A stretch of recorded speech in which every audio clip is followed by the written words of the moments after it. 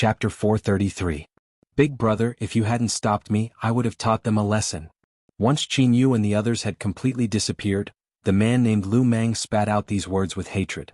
Shut up, this is the capital, not Qingyan Prefecture. You'd better change your impulsive personality, or else who knows what kind of trouble you'll cause in the future. Lu Luo glared at him. Just now when they were upstairs they had heard those people whispering to each other. Those young people all had extraordinary backgrounds, and one of them was even the grandson of the Minister of the Right. How could these two brothers afford to offend such people? Although Lu Mang's brain wasn't that good, he always listened to his big brother Lu Luo's words. Hearing this, he could only shut his mouth in embarrassment. Young Duke Qin Manor, Minister Qin. As these words floated in Lu Luo's mind, the old man holding the gong was whispering to Old Man Sunday. Not long after, the old man's face lit up, and after getting confirmation from Old Man Sun, he happily turned his head and said something to the young girl. As Li Yi walked back home, Qin Yu's strange smile still occasionally appeared in his mind. The conflict between the two had long been irreconcilable. Whether it was threatening, ignoring, or even fighting, these were all normal reactions. But Qin Yu was so calm, so unnaturally calm. Li Yi didn't think that it was because Qin Yu had thought about life in the past few months and suddenly felt that he had been a beast for the first half of his life, so he decided to turn over a new leaf and become a law-abiding citizen. This was impossible. He really couldn't understand Qin Yu's behavior. Could it be that he had encountered a maniac with multiple personalities?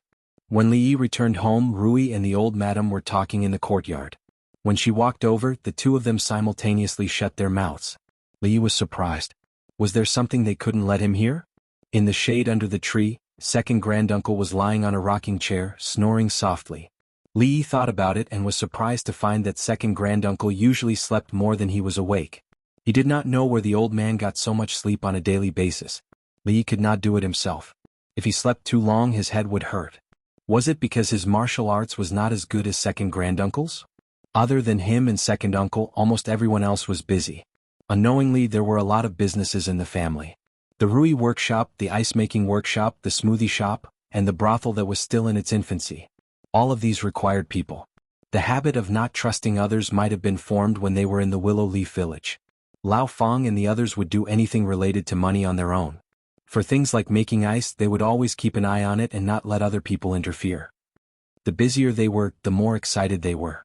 Li Yi noticed that Mrs. Feng's face was always glowing these days, especially after Zhuzi was put in charge of a shop in the city and only returned home once every few days. Mississippi Lu seemed to have nothing to do recently. There was no Wulin hero ranking in the capital, so naturally, there wouldn't be a chance for her to find someone to practice with. Bored, she sat in the courtyard and wiped her eyes with liquor. When Li Yi came in, she looked up and glanced at him, then went on with her own business. Li Xian walked in circles on the ground while looking at Li Yi, who was lying in the rocking chair and reading. Solved? Li Yi asked casually. It's done. Li Xian stopped in his tracks and nodded. He couldn't hide the surprise in his eyes. He finally couldn't help but ask, You? How did you know?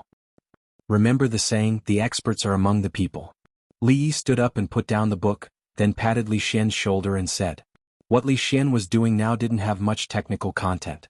In fact, with the scientific level of the Jing Kingdom and even the current world, there wasn't much technical content.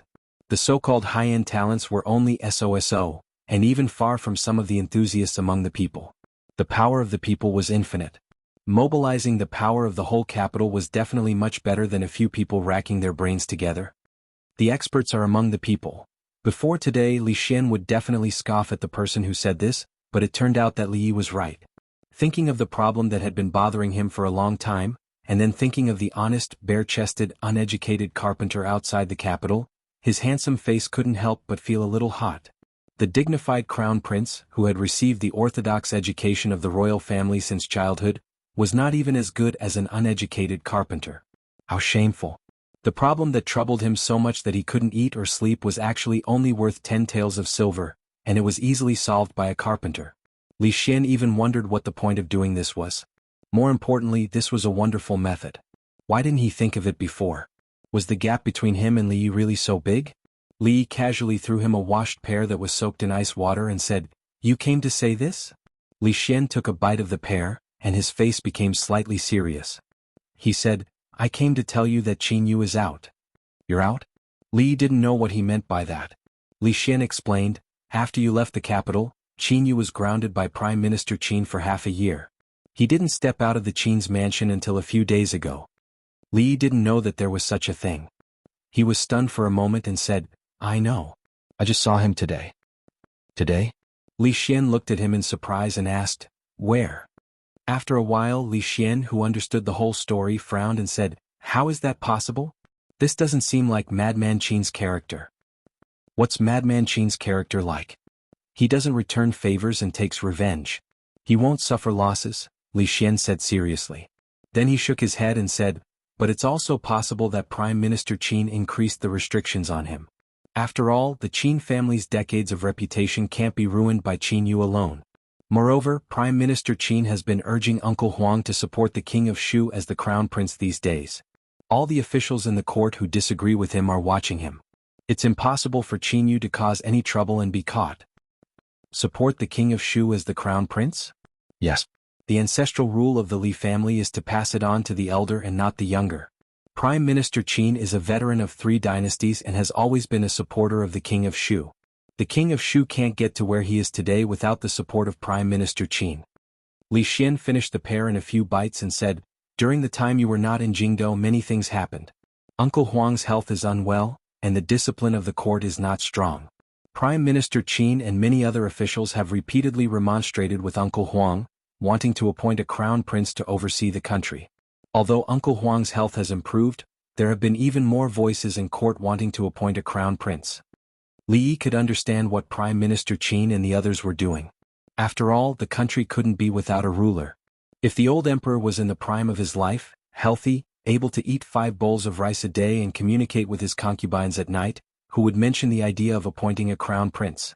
But now the emperor was seriously ill and no one knew when he would follow the late emperor into death. Under such circumstances, what were they waiting for instead of appointing a crown prince? If the emperor suddenly passed away, the position of the East Palace would be vacant and the court would be unstable. Without a new emperor to stabilize the court, the Jing kingdom would definitely fall into chaos. This was what all the officials wanted to see. From the perspective of a small landlord in the capital of the Jing kingdom, Li Yi would certainly support the appointment of a crown prince in order to live a few more days of peace. But the problem was, the King of Shu was really annoying. Becoming enemies with the future emperor was not something to be happy about.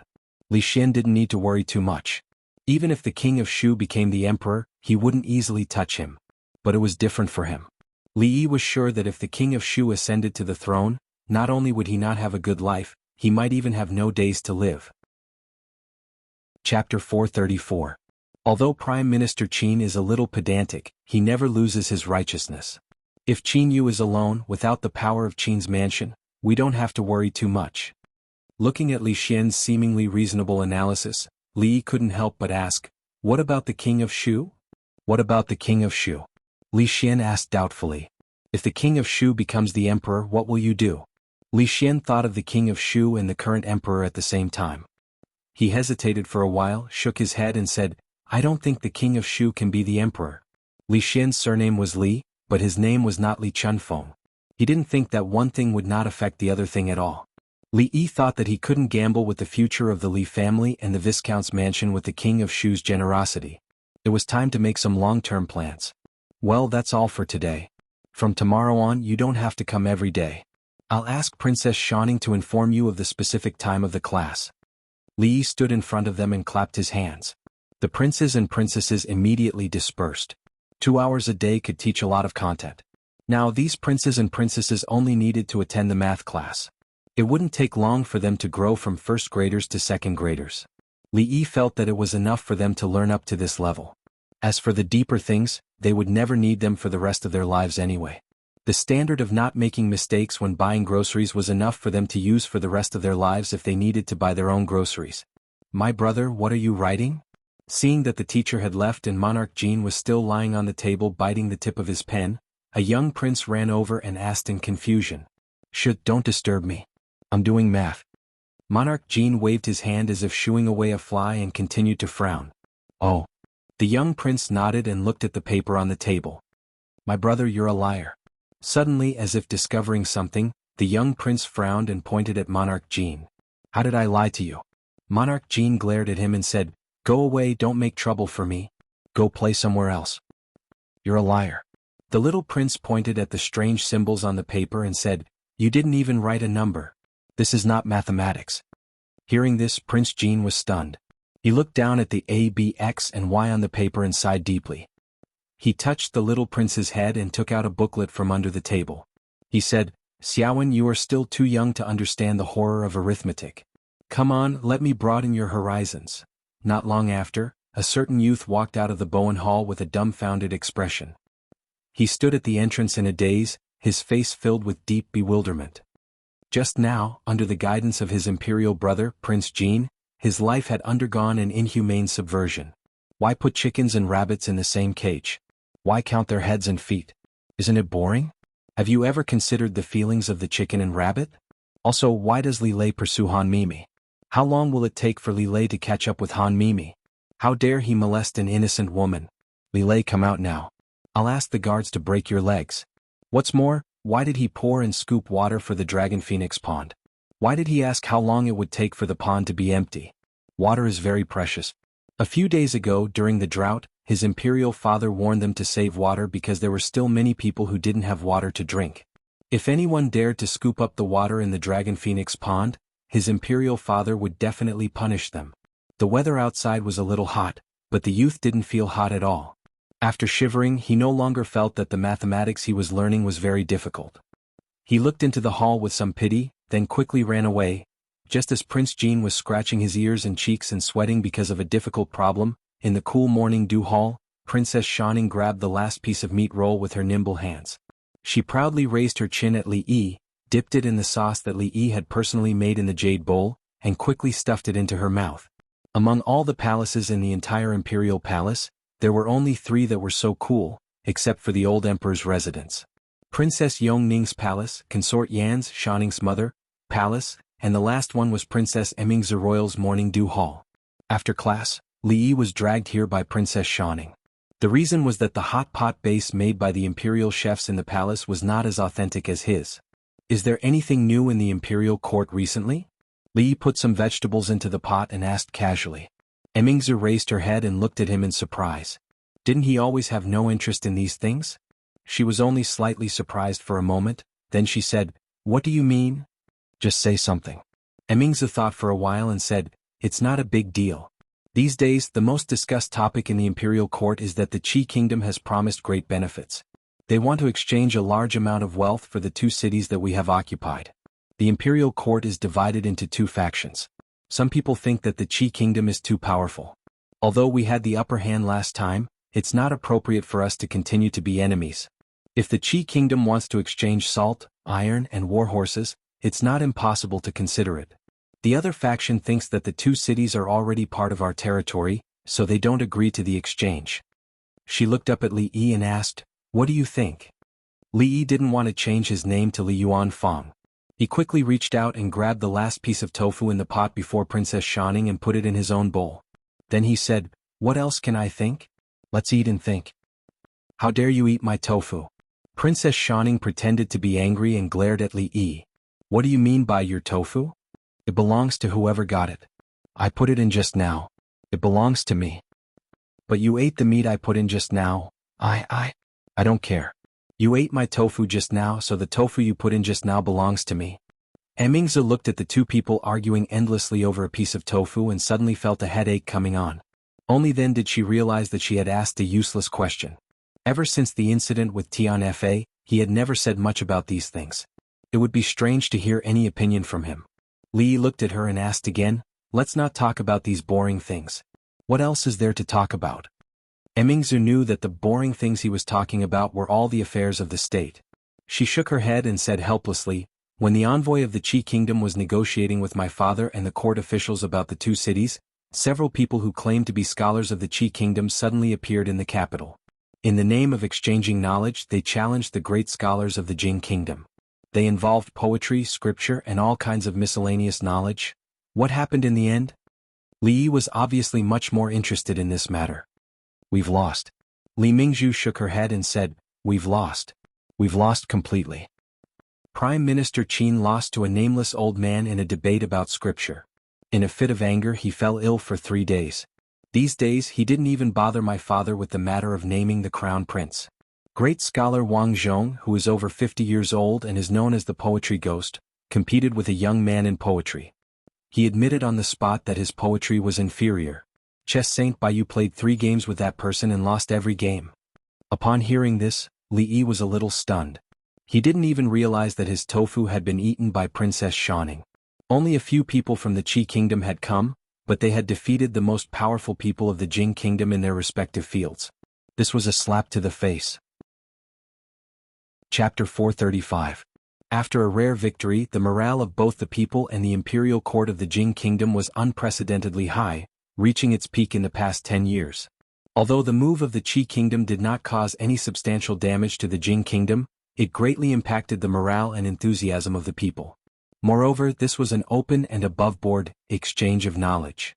Even if the Jing kingdom lost, they could not take revenge, otherwise they would really lose face and reputation. This time, the strength of the Qi kingdom also refreshed the understanding of the people.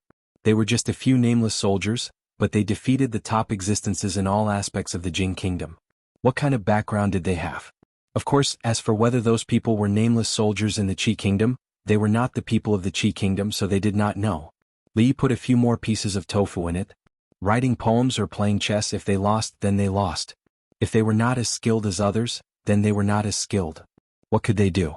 Moreover, the Jing kingdom had just seized 2 cities from others. How could they not allow others to come and get back at them? It was a pity that they did not see it with their own eyes that day when Prime Minister Qin fell ill from anger after debating with others. Li reached out to pick up his tofu and asked casually, "Didn't they say that the imperial court is debating about the crown prince? What's the result now?" Emingzu raised her eyebrows and said, "The crown prince has always been a matter of the royal family. Since when did others have the right to tell us what to do? If not for the stability of the imperial court, Father has always actively listened to the opinions of the officials and never acted arbitrarily. How could they have today's arrogance?" He did not expect Her Highness to have such a domineering side. Li Yi forgot to chew and almost got scalded by the tofu. He could not help but give her a thumbs up and said, "I increasingly feel that you have the talent to be an emperor." An emperor who was afraid of the slightest thing and indecisive might be a benevolent ruler, but it was unlikely that he would become a wise ruler. When it was time to be domineering, one should be domineering. Otherwise, what was the point of being an emperor? In this aspect, the old emperor was still lacking, even inferior to Her Highness the eldest princess. Emingzu glanced at him and said, "Don't talk nonsense. How can there be a woman in this world who can be an emperor? What's wrong with women? Are women born to be dwarfed?" Li Yi said as he fought with Princess Xianxia for the tofu. "Men and women are born equal. Your way of thinking is unacceptable." Princess Xianxia agreed with Li Yi's words very much. She nodded her head repeatedly, and the speed of her snatching became faster. In this day and age, saying that beggars and emperors were born equal would be labeled as disrespecting the emperor, but for Her Royal Highness, who had long awakened her feminist consciousness, she never thought that men were nobler than women. This is different. Emingzu looked at him and said, "Since ancient times until now, which woman? In short, women can't be emperors." Who said that women can't be emperors? Li Yi wondered why this girl was so stubborn.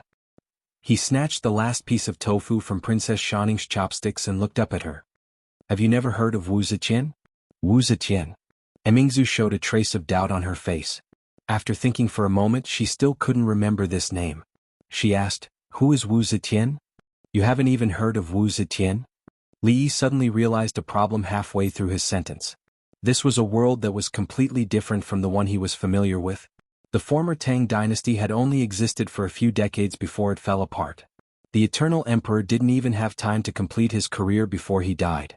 What happened after that was very different from the Tang dynasty in the other world. The former Tang dynasty was completely defeated by the next few emperors, and Sister Wu didn't have the chance to show off the elegance of an empress. In the history books that Li Yi read, this name didn't even appear. "Oh, it's nothing." After realizing this, Li Yi shook his head and said, "Strange." Emingzu looked at him and picked up her chopsticks. Li Yi and Princess Xianxia only saw a flash in front of their eyes. The tofu that they were fighting over just now had run into her bowl. They both rolled their eyes at her, strongly condemning and protesting against this kind of martial arts bullying. After condemning and protesting, they turned their attention to the other things in the pot. After that, the princess didn't say anything. Li Yi thought that she had already forgotten about what just happened. At a certain moment, The princess put down her jade bowl and looked at Li Yi. She asked seriously, "Who is Wu Zetian?" Li Yi suddenly felt that he was about to do something very incredible. Attacking the aristocratic families, developing the imperial examinations, putting the poor in important positions, and starting the era of great governance. Xianxia looked at Li Yi. Can a female empress really achieve this? In reality, as the first female empress in history, the later generations had different opinions about her, but her achievements couldn't be denied. The dawn of China's strongest empire in thousands of years, after Emperor Gao Taizong's heroic founding and Zhenguan's rule, was finally in the hands of Emperor Xianzong and Empress Wu. It was the beginning of a prosperous era, and China had thousands of years of history. From the inside to the outside, the nation was magnificent, looking down on the world, conquering the four seas, and was like the sun in the sky. No matter what, as the only female empress in history, she had probably done the best that a woman could do. Mingzhu's pretty face showed a trace of confusion. She looked at Li Yi and asked, "Which dynasty and which emperor are you talking about? Why have I never heard of it?" "Haha, I'm just saying. How can there be such a dynasty? Don't tell me you really believe it?" Li Yi was stunned for a moment, then he stood up with a smile and said, "Thank you for your hospitality. I'll go back first. I'll treat you guys next time if there's a chance." Okay. Princess Xianxia's little face showed a smile, and she immediately became happy. She ran out while shouting, "Don't leave in a hurry. Tell me clearly when you'll treat us." Looking at Yongning, who was shouting and running out with Li Yi, Mingzhu withdrew her gaze and fell into deep thought while facing the fire in front of her. The aristocratic families were flourishing, and they deeply penetrated into the imperial court. In order to get rid of the aristocratic politics, Father had been intentionally putting the poor in important positions for so many years, but it didn't achieve much. The dynasty that Li Yi mentioned just now was no different from the Jing kingdom on this point. However, the great achievements that the previous emperors of the Jing kingdom and the previous dynasties couldn't achieve, how did that woman do it? She knew how she did it. This was because Li Yi had already explained everything in great detail. Wu Zetian. In the 6th month of the 2nd year of Jing He, Princess Royal Highness stood at the door of the morning dew hall and said this name when the warm morning sun jumped out from the top of the palace opposite. Chapter 436. Ideals were often full, but the reality was much crueler and crueler. Wu Zetian was famous not because she was an empress, but because she was the only empress in Huaxia for thousands of years. Honestly speaking, if the princess could imitate her, Li Yi would definitely agree with her. But the problem was that it was useless for him to agree alone. For a woman to proclaim herself as an empress, it was not just the civil and military officials who opposed it. All of the common people in the world would not agree to it either. Wu Zetian had spent decades to complete this magnificent feat, and there were many complicated things involved. Her success could not be replicated, otherwise, why would there only be one female empress in the past few thousand years? He could not count on the princess. He only hoped that the old emperor could hold on for 2 more years. The throne should not belong to the king of Shu. For the past 20 years, Li Yi had never thought that there would be a day where he would have to worry about who would be the next emperor. It's boring to be a human. Throwing those complicated thoughts out of his mind, he suddenly felt tired. Now he just wanted to go home and have a good sleep in bed. However, it was not so easy to realize the wish of going home to sleep, which was not a wish at all. "Mr. Li, please wait." Just as Li Yi was walking with his head down, a voice suddenly came from behind. Li Xian, the king of Shu, was not living a good life these days. Of course, it was not because he was worried about his father's health and became thinner and thinner, nor was it because the internal and foreign affairs of the Jing kingdom were at a delicate juncture. He cared about the world and the affairs of the country. This was because the censor named Wansu was a bastard from head to toe. He had the audacity to accuse Wansu of not behaving properly during his father's illness when so many ministers were urging him to be the crown prince. He, Li Xian, dared to say with his conscience that he had not behaved impolitely. He had been to the prince's mansion as usual, eating and drinking as usual, not once more or less. How could this be considered impoliteness? That bastard named Wansu had revealed this matter when Prime Minister Qin had praised him as a rare talent in the heavens, a peerless talent in the mortal world, and a good candidate to become the crown prince. It was said that Prime Minister Qin's face had darkened at that time. Later on, Prime Minister Qin had specially paid a visit to Wansu twice, but he had been blocked at the door. He hadn't even stepped into the Qin manor. The once-in-a-lifetime opportunity was ruined by Wansu. The king of Shu wanted to cut him into pieces, but he could only think about it. The imperial censors were all bastards that could not be provoked. Li Xian was one of them and so was Wan Su. Putting aside the fact that he was only the king of Shu, even if he became the emperor in the future, he would not be able to casually touch those people. As an upright official, they were the most upright and plain-spoken. They would pick on this and that all day long. They would not even let the emperor off. They would even wish for the emperor to chop off their heads. That way they would be able to leave their names in history and be remembered for generations to come. Censors had never been killed since the beginning of the Jing kingdom. Had better not. If one did not want to be known as a tyrant in the future, he would be not. The king of Shu came to the palace this time to play the role of a filial son.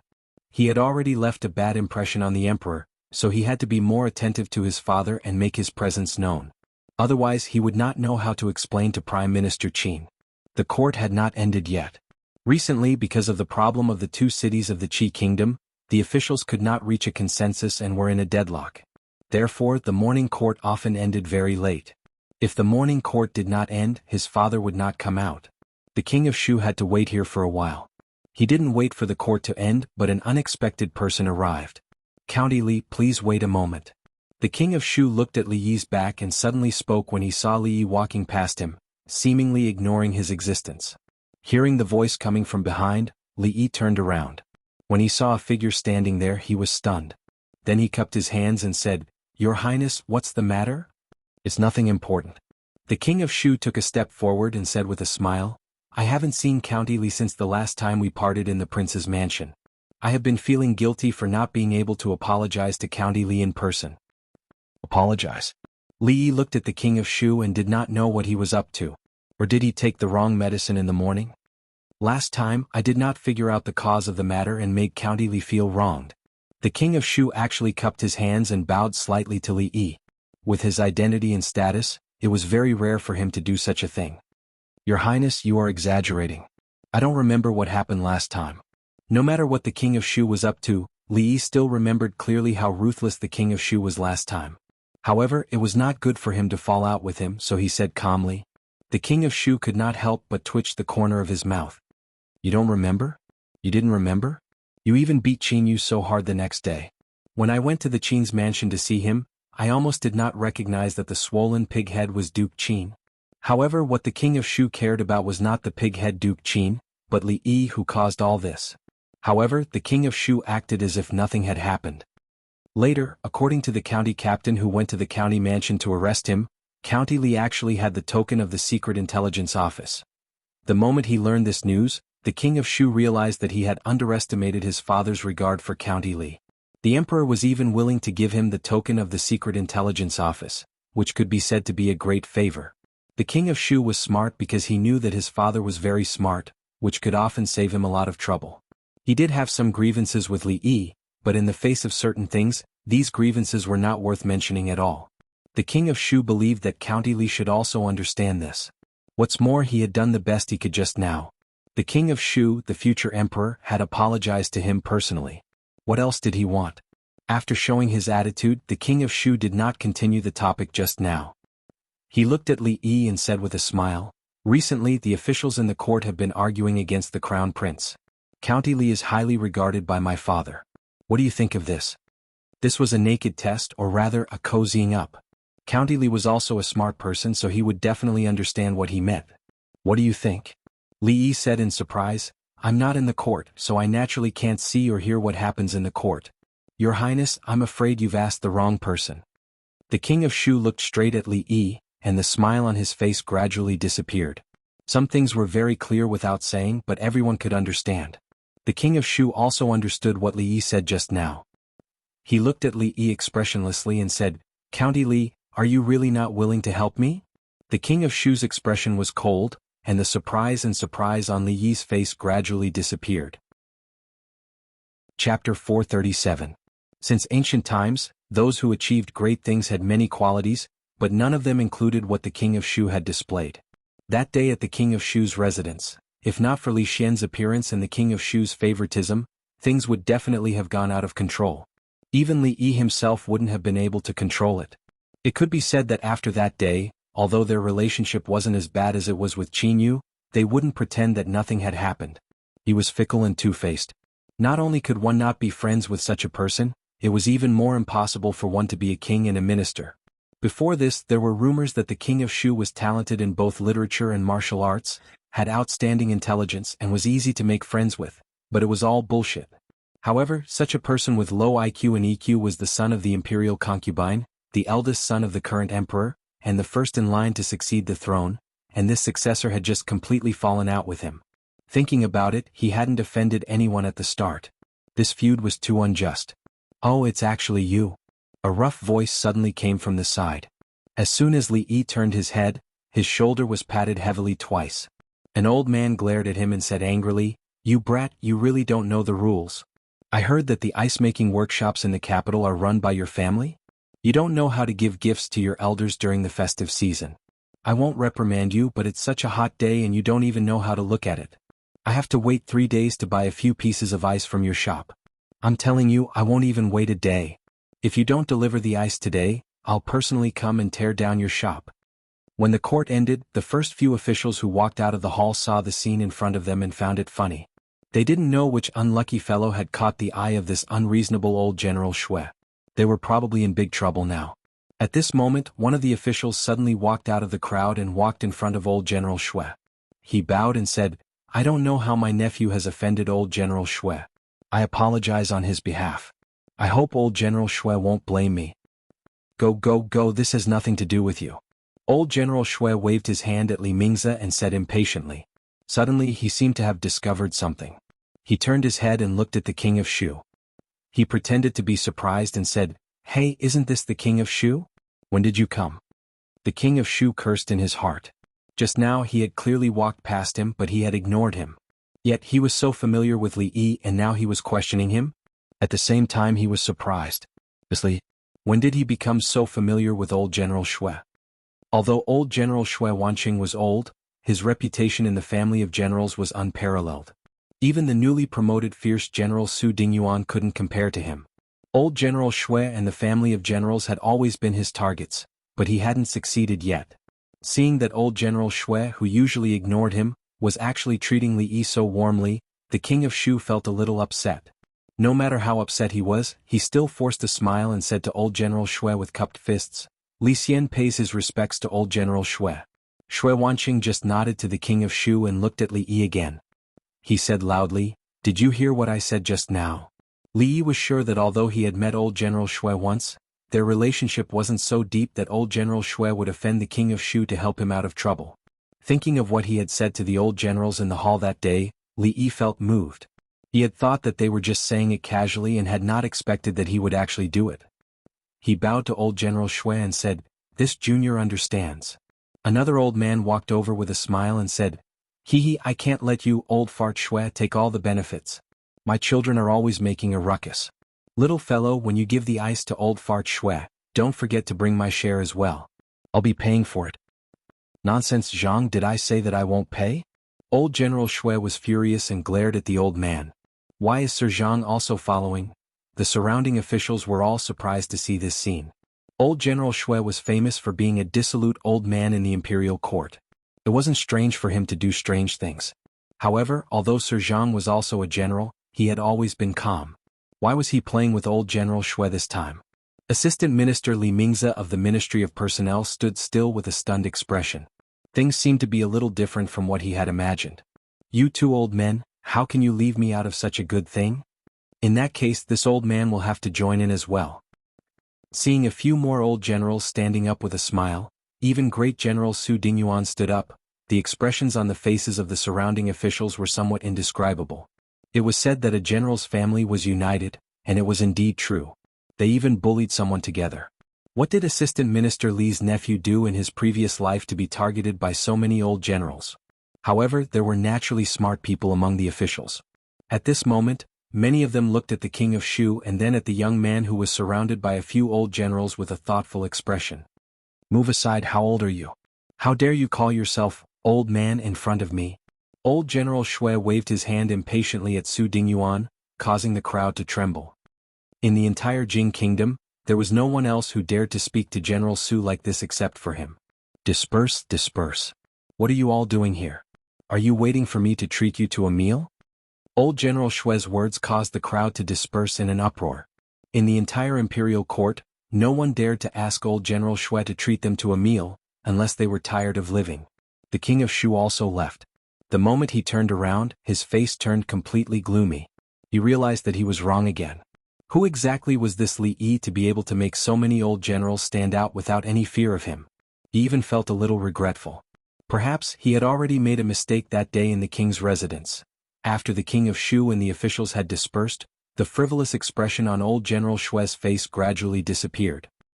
He looked at Li Yi and asked seriously, "Do you have a feud with the king of Shu?" "Thank you, generals, for your help just now." Li Yi did not answer directly. Instead, he bowed respectfully to the old generals. He did not have a deep relationship with these old generals, but they were willing to stand out at that moment and declare their stand in front of the king of Shu and the officials. This was a huge favor. If you can avoid offending the king of Shu, it's best not to. Old General Shui looked at him deeply and said. After saying that, he seemed to have thought of something and laughed again. He patted Li Yi's shoulder again and said, "Don't worry, before the few of us old fellows enter our coffins, we can still protect you for a period of time." After the old generals left, Li Yi did not feel happy because he suddenly had such a strong backer. Ever since the inexplicable invitation to the king of Shu's residence a few months ago, he seemed to have been involved in a matter that he did not want to be involved in at all. The old emperor's unfathomable thoughts, the crazy and perverted little Duke Qin, the king of Shu who was already in the late stages of paranoia. How good would it be to have a simple life? Why did there have to be so many troublesome matters? A trace of fatigue surged from the bottom of his heart, and his mind was in a mess. Unknowingly he walked out of the palace gate. He did not even see the carriage of the Viscount's residence, nor did he see the sword-carrying lady standing beside the carriage. Chapter 438. Second Miss. Seeing that their Lord Ju walked straight past the carriage without even looking at them, a guard driving the carriage showed a little surprise on his face. He looked at the woman holding the sword and said. A trace of doubt also appeared on Mississippi Lu's face. Then she waved her hand and said, "Follow me slowly." Li Yi walked slowly along the street and gradually walked out of the city gate. There was always a figure following him more than 10 feet behind him. Mississippi Lu's expression changed from confusion and surprise at the beginning to worry. Because he had been like this for a whole hour.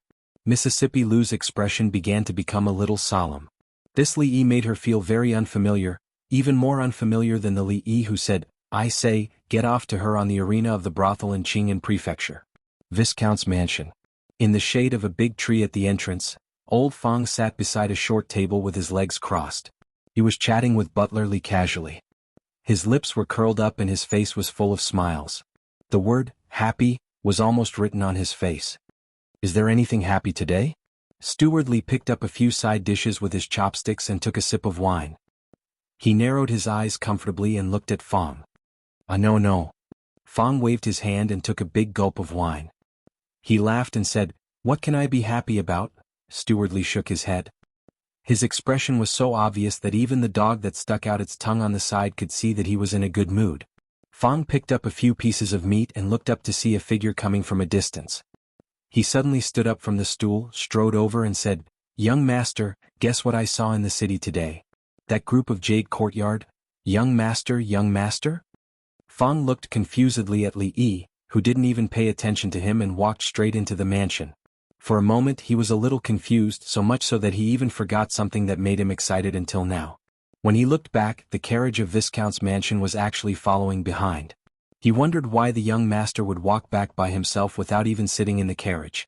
Until he saw Second Miss, who also didn't look very good, came over. A hint of understanding appeared on his face.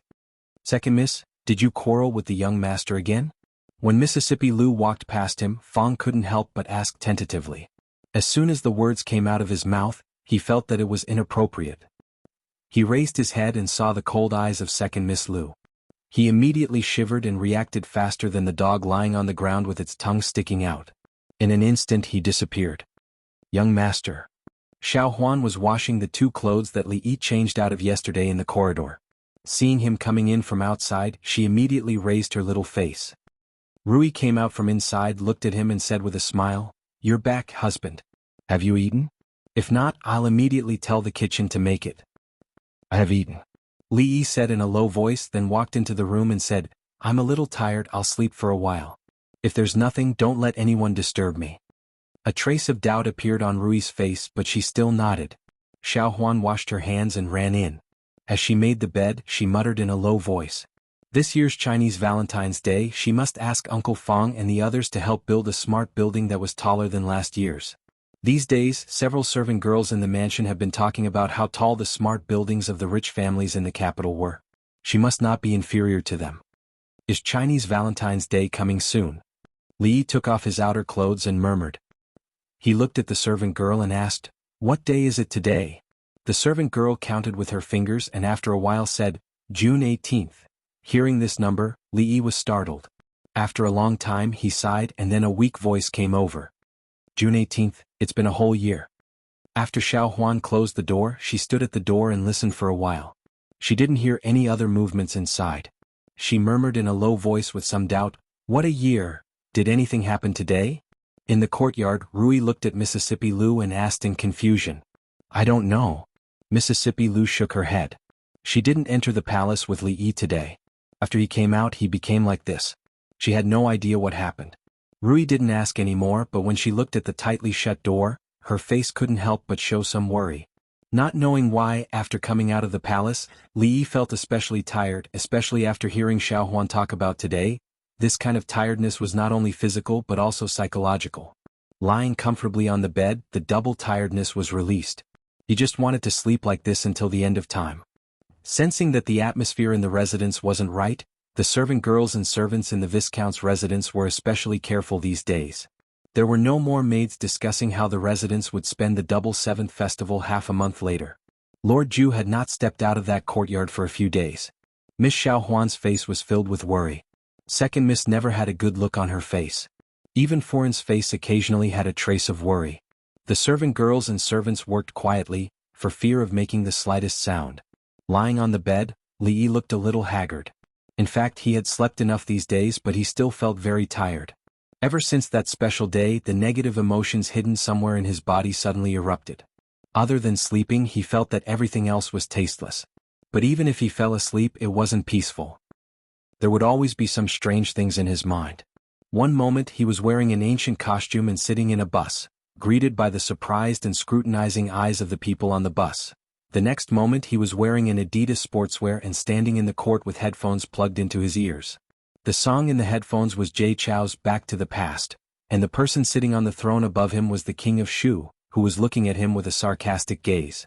Then he would hear his mother's long-lost nagging. Once, when he was forced to marry, he found a woman on the street and brought her home. The woman looked the same as Rui. Similar images and pictures often appeared in his mind. Sometimes he was lying on the rocking chair in the Willow Leaf Village, the little servant girl massaging his shoulders behind him, Mississippi Lu's graceful figure was in front of him, and he could see Rui's busy figure in the kitchen from the corner of his eye.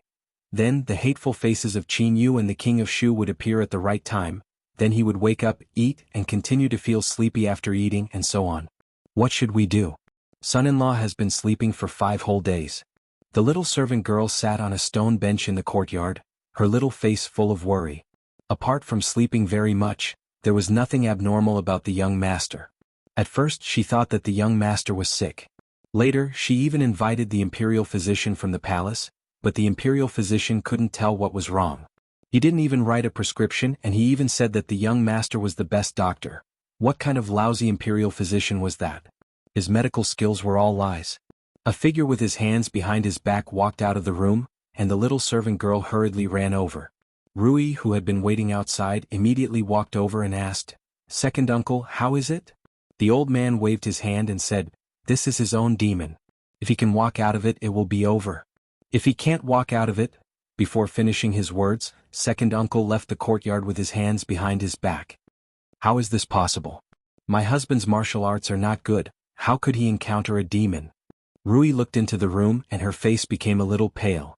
Mississippi Lu's knuckles turned slightly white as she held the sword. She felt a little panic in her heart, and this panic even exceeded the Cold War between the two of them not long ago. She couldn't help but think of last year's Chinese Valentine's Day, and the side of him that she had never seen before when he was alone. So that person had always existed? That person, what was he doing in loneliness? Li felt very tired. His forehead was full of sweat, and many wounds on his body were bleeding, but he still didn't put down the autumn water in his hand. This was because there were countless people in front of him. 10 Qianyus, 8 King of Shoes, 6 Wu Yings, and countless men with scars on their faces. He slashed one at a time until he was exhausted and fell to the ground weakly. He saw 2 Qianyus pounce on him with a strange smile on their faces, the King of Shoes sneering behind him, and Wu Ying looking at him coldly with his sword. At this critical moment, Li Yi silently said in his heart, "Rui Rui, follow my heart, quickly appear," and then a figure appeared. A white and slender hand held the autumn water, dressed in white.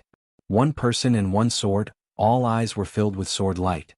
1 Qianyu fell, 2 Qianyus fell, and all 8 King of Shoes fell. A moment later, only a standing figure was left in front of him. At this moment, the woman turned around, and with her back facing the corpses on the ground, she slowly reached out to him. Li Yi raised his hand with difficulty, held her hand tightly, and then woke up. He saw Mississippi Lu standing in front of the bed looking at him. She held the autumn water in one hand, and he held the other hand tightly. The morning sun shone in through the window, and it was slightly dazzling. Li Yi narrowed his eyes, looked at Mississippi Lu, and said softly, "Morning." Chapter 439. When Miss Xuanhuan smiled and began to discuss Chinese Valentine's Day with them again, the maids of the Viscount's mansion knew that the crisis was over. So the dark cloud over the servants' heads slowly dissipated, and the warm sunshine shone in again. "What are you thinking about?" After breakfast, Li Yi sat on a stone bench in the yard and looked at the sky in the distance. A cold voice came from the side. "Home." Li Yi didn't look back. He just looked at the sky and said one word. Even if he had integrated into this place, there was a fact that would never change. The matter of the King of Shu was just a prelude. The real reason why he was so depressed these days was still here. Mississippi Lu frowned and said, "Didn't you just come back from Qing and Prefecture? Do you want to go back again?" Li Yi finally looked back at her with a smile on his face and said, "I can't go back." Even though he was smiling, no matter how she looked at it, Miss Lu felt that there was a deep sense of helplessness and desolation in that smile. She bit her lower lip and thought for a while. Then she said, "There is nothing good in the capital. We can go back." Li Yi knew that she wouldn't understand. Whether it was Qing and Prefecture or the capital, there was no special meaning to him. He stood up and said apologetically, "I'm sorry to have made you worry these days." Second Miss Lu glanced at him indifferently, then turned around and left. "Rui." Hearing the voice behind her, she stopped. "Thank you." She looked back at him and asked, "What is it?" "Nothing." Li Yi stood up, waved his hand and walked into the room. Inexplicable. Mississippi Lu stood in the same place for a long time. Her face softened slightly, but she still curled her lips and said, "In the palace, in the hall of diligent government," Emperor Jing put down the memorial in his hand. Looking at the mountain of political affairs that still needed to be dealt with, he let out a long breath and couldn't help feeling a little powerless. 2 hours are up. Your Majesty should rest." Changda's figure appeared behind Emperor Jing like a ghost and whispered. Jing Di had long been accustomed to his appearance. He picked up the teacup on the table to moisten his throat. He thought of something and casually asked, "How is Li Xianzi's health?" Changda bowed. "It was the same as yesterday." Emperor Jing frowned and asked, "What did the imperial physician say?" Changda said, "County Magistrate Li is only drowsy. The imperial physician has not made a conclusion. He only said that he might have fallen ill from worry. As for when he will recover, it will depend on County Magistrate Li himself." Worry turning into illness? Emperor Jing was stunned for a moment, then he shook his head and said, "What does he have to worry about? Does he have more things to worry about than me?" Changda thought for a while and said, "It said that Li Xianzi and the King of Shu had a conversation that day and they parted on bad terms." King Shu. Emperor Jing thought for a while and said, "If it's just because of the King of Shu, it doesn't seem like his character. I'm afraid there are other reasons. However, Li Xianzi has been a little restless these days. Does he want me to die early?" When Emperor Jing said the second half of the sentence, his tone was a little harsh. When it came to this topic, Changda habitually kept silent. Looking at His Majesty's face, he couldn't help but think of the dispute between hundreds of officials in the court about the position of Crown Prince these days. A trace of sarcasm appeared in his turbid old eyes. At this moment, a eunuch came in from outside and said respectfully, "Your Majesty, the person has been brought here and is now waiting outside the palace gate. Go and see what's going on with him for me." Emperor Jing ordered Changda and then said to the eunuch, "Let him in." A moment later, when a thin young man with a trace of uneasiness on his face walked through the palace gate under the leadership of 2 eunuchs, Princess Xianxia was lying on the brocade couch, feeling the cold wind and muttering something. Big liar who doesn't keep his word. He promised to cook and treat us to dinner personally. It's been a few days but there's no news at all. But Brother Shen said that he's sick. It seems that we can't blame him. Buddha bless him to get better soon. Ning, what are you doing? Concubine Yen came in from outside and asked in confusion when she saw her daughter kneeling on the bed with her palms folded and muttering something. A trace of panic appeared on Princess Xianxia's face, but she quickly recovered. She jumped off the bed barefooted and ran to Concubine Yen. She hugged her and said, "I'm asking Buddha to bless my mother. Bless her to always be as young and beautiful as she is now." "Child, what are you talking about?" Just when Concubine Yen didn't know whether to laugh or cry at her daughter's words, Concubine Wei was frowning in her palace. The palace maids who served her were all careful, for fear of accidentally angering Concubine Wei. Concubine Wei asked a eunuch with a sullen face, "What's wrong with Hana recently? He's been locking himself in his room all day. What is he doing?" The eunuch knelt on the ground and trembled. He said in a trembling voice, "I don't know. His Highness Prince Jin didn't let us in at all. I only heard His Highness Prince Jin say Fang Cheng and sister from outside the door. I really don't know what His Highness is doing." "Fang Cheng? Who is Fang Cheng?" Concubine Wei frowned and muttered, "Sister? Could it be that my son was bullied by Princess Xianxia again? No, I must go and tell His Majesty today. Concubine Yin should discipline her daughter." At this moment, somewhere in the side hall, a little fatty who had lost some weight was chewing on an ice cube. The pen in his hand was moving quickly on a piece of paper. The problems of the chicken and rabbit were now a piece of cake for him. He had figured out the problem of filling the pool with water yesterday, and he could recite the multiplication formula backwards. Although he had only solved part of the problems in the booklet in his hand, it had far surpassed the task that the teacher had given him. When the next lesson came, wouldn't his little red flower surpass that of Imperial Sister Xianxia and laugh proudly at all his brothers and sisters?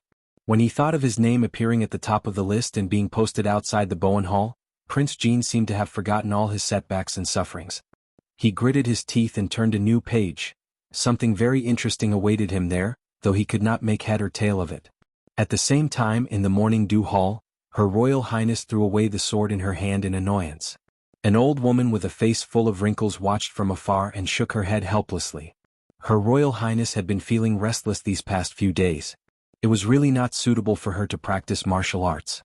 In another palace, a small figure sat on the stone steps in front of the palace. He held a large doll in his arms and looked in the direction of the palace gate anxiously.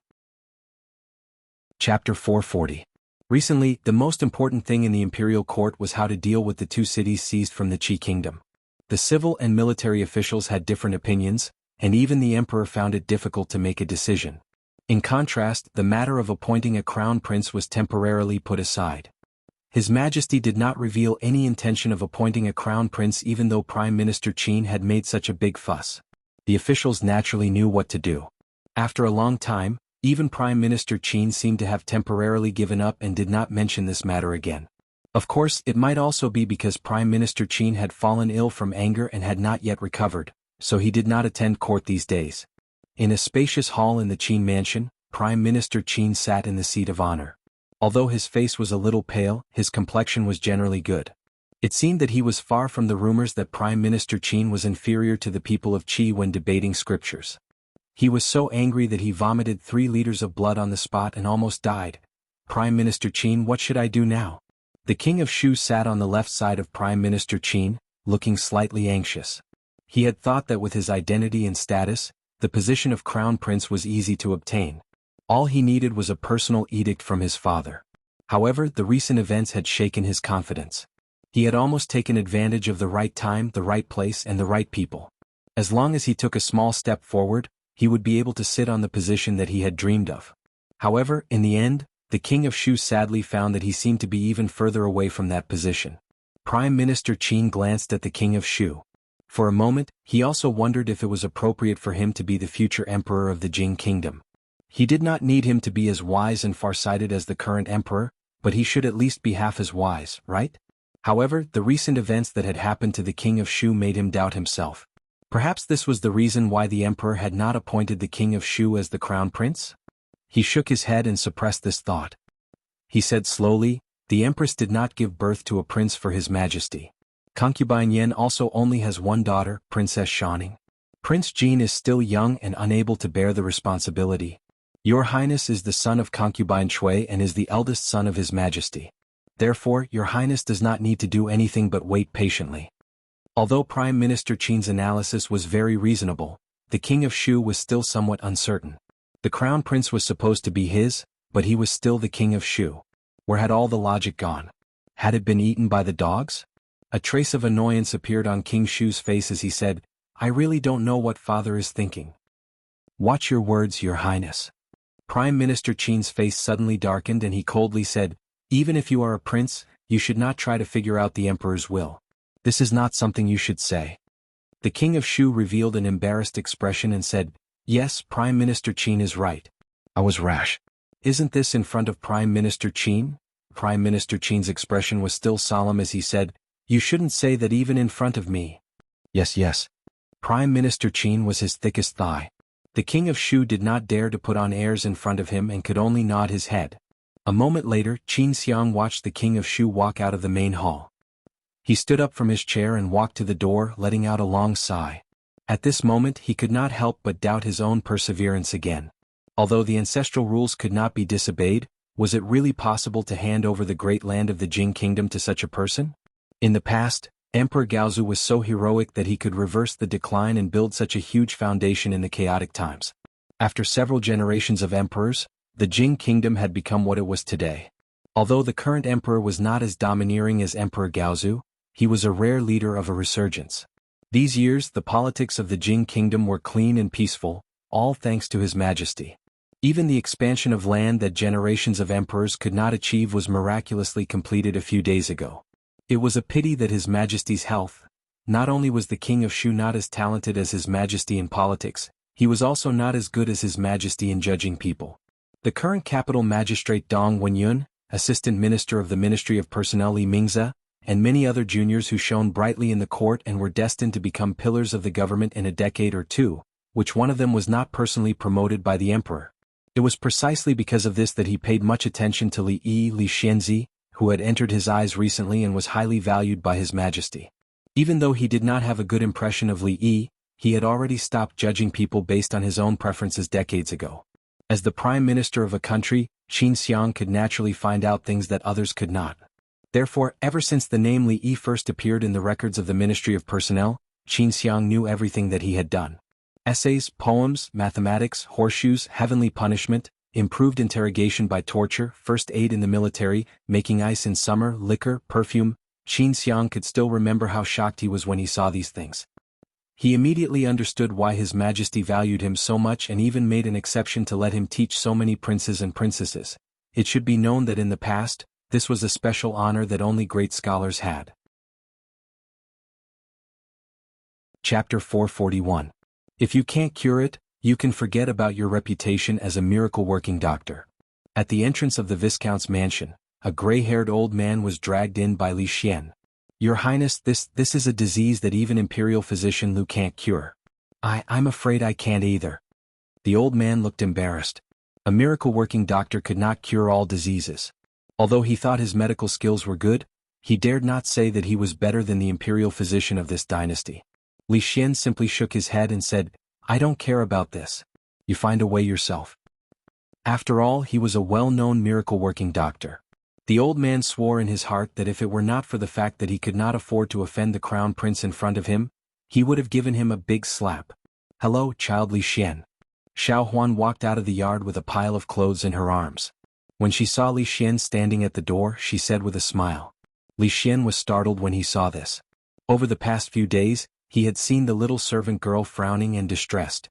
After a moment, he seemed to realize something and a look of joy appeared on his face. He strode into the courtyard. "Long time no see." Li Yi stood in front of the stone table in the yard. When he heard the hurried footsteps behind him, he said without looking up. Li Xian was stunned for a while. "Long time no see?" These days, he came here several times a day and almost broke the threshold of the Viscount's mansion. "Are you okay?" He didn't care about this. He looked up and down at Li Yi and asked suspiciously, "What can happen to me?" Li Yi's eyes were still on the stone table and then he replied, What are you looking at? It was rare for Li Yi to be so serious. Li Xian couldn't help but lean over. He thought it was something interesting, but it turned out to be a rough map of the Jing kingdom. Li Xian glanced at it and suddenly lost interest. For the past few days, he had been focused on finding the godly doctor and had put aside many of the things on hand. If that so-called divine doctor still couldn't do anything, Li Xian decided to find trouble with the king of Shu first. There were rumors in the outside world that Li Yi had fallen ill because of the king of Shu. Although Li Xian wanted to spit on those people, he still had to find the king of Shu to vent his anger first. What's so interesting about a map? Let's go, I'll take you to a good place. He shook his head, stepped forward and grabbed Li Yi's arm. I'm not going. Li Yi waved his hand but didn't break free. As Li Xian dragged Li Yi out, he said mysteriously, "Don't worry, you won't regret it." "Son-in-law, where are you going?" As soon as Fang stepped out of the gate of his house, he saw his son-in-law being dragged out by the crown prince. Seeing them get on the carriage, he immediately trotted after them. Not long after the carriage of the crown prince's mansion disappeared, a cloud of dust rolled over from afar. Several fast horses stopped at the entrance of the Viscount's mansion. Changde turned over and dismounted. The two guards of the Viscount's mansion bowed to him. Changde waved his hand and walked straight in. There were only two maidservants busying about in the courtyard. In the shade of a large tree in the corner, an elder was lying on a strange chair, dozing off. Changde's gaze swept across the courtyard and he asked one of the maidservants, "Where is your Lord Ju?" Lord Ju went out just now." The maid was startled by the sudden strange voice in the courtyard. After coming to her senses, she hurriedly replied, "Went out?" Changde had a trace of doubt on his face. Didn't they say that Li Xianzi had been sleeping in bed these days and hadn't stepped out of the house? Was the news false? "My husband just went out not long ago. May I ask who you are and why are you looking for him?" Rui walked out of the moon gate and looked at the old man standing in the courtyard. "His illness." Changde opened his mouth and said. Suddenly, his pupils shrank and a trace of surprise appeared on his old face. He raised his head to look at the woman in front of him. After a while, he calmed down and said, "Has he recovered from his illness?" "It's no longer a big problem." Rui nodded and said, "In that case I'll take my leave." Changde said indifferently. After taking another look at the woman in front of him, he simply turned and left. Rui didn't ask for the identity of the other party. The man's voice was so feminine, so he could only be someone from the palace. Her husband was right. There were experts among the eunuchs. Even in her eyes, the old man standing in the courtyard just now didn't have any flaws. So it's like this. When Changde walked out of the door, a surprised expression appeared on his face again and he murmured in a low voice. He knew that the two women surnamed Lu who were related to Li Yi were very good at martial arts. Before this he had only seen the second miss of the Lu family. He never expected that her elder sister, Li Yi's wife, would be so powerful. Just as he stepped out of the door, Changde suddenly stopped and his expression changed greatly. He turned his head abruptly and his robe fluttered even though there was no wind. His face was full of vigilance. In the courtyard, two servant girls were cleaning the courtyard. The old man lying under the tree was snoring softly. The woman just now had already disappeared. Was it an illusion? After looking a few more times, he didn't see anything unusual in the courtyard. He shook his head and turned to leave. The sound of horse hooves sounded outside and quickly disappeared. Didn't I just sleep for a few more days? What's there to worry about? This old man has slept for a lifetime. Second uncle, who was lying on the rocking chair, turned over and adjusted himself to a comfortable position. He muttered a few words and went back to sleep. Li Yi should have expected this, but he never would have imagined that the place Li Xian dragged him to was the Jade Yard. He should have known that every time Li Xian mysteriously dragged him to a place, it could only be the Jade Yard. What he didn't expect was that the capital also had a Jade Yard. Soon he realized that things weren't so simple. Even if there was a Jade Yard in the capital, it couldn't have a madam who looked exactly the same, right? Seeing his surprised expression, Li Xian said proudly, "How is it? Doesn't it feel familiar? Like you've returned to Qing'an Prefecture?" Li Yi felt a sense of familiarity with this place. After being dragged here by Li Xian so many times, it would be strange if he didn't feel familiar. Li Xian explained, "I also didn't expect that the madam would move the Jade Yard from Qing'an Prefecture to the capital. The original brothel here is gone. When the crown prince came to the brothel, he always listened to music. He never called a girl into the room alone to talk about life and ideals. A five-star brothel like the Jade Yard didn't just deal in sex. There were often talent shows on the stage in the middle. If the madam wanted to promote a girl, she would increase the frequency of her appearance. When the customers were familiar with her, her value would naturally rise. Li Xian had only dragged Li Yi over to watch the talent show, to adjust his mood. After all, when he saw the familiar jadeite courtyard in Beijing, his heart was filled with excitement for a long time. Even the madam's ugly face became amiable. However, the two of them didn't come at the right time. The seats downstairs were all taken. There wasn't even an empty table. "Your Highness, do you want to?" a guard whispered in his ear. Li Xian waved his hand and said, "Isn't there a seat over there?" He walked to a table, looked at a young man sitting there and asked, "Brother, may I ask if we can sit here?" Chapter 442. The young man was the only one sitting at this table. The other 3 seats were empty. However, it was not common to share tables in a place like a brothel. Behind the young man stood 2 men in cyan. Seeing this, they frowned and stepped forward. When they were about to speak, the young man waved his hand at them. Then he turned back and said with a smile, "Why not?" "Thank you." Li Xian cupped his hands at him. After sitting down, he turned back to look at the young man and said, "Thank you, brother. This meal is on me." "Then I should say thank you." The young man smiled. He raised the wine glass in front of him and gestured to the 2 men. Li looked around and found that even the decoration here was similar to the Jade Yard in Qing and Prefecture. When he was in Qing and Prefecture, he didn't feel anything special, but now it looked very familiar. When he looked to his side, he found that something was missing. He asked in confusion, "Where's Fong?" When he went out just now, Fong had been following him. How could he disappear in the blink of an eye? One of Li Xian's guards also said in confusion, "He was here just now, forget it." Li waved his hand. He was an adult, so he couldn't be lost.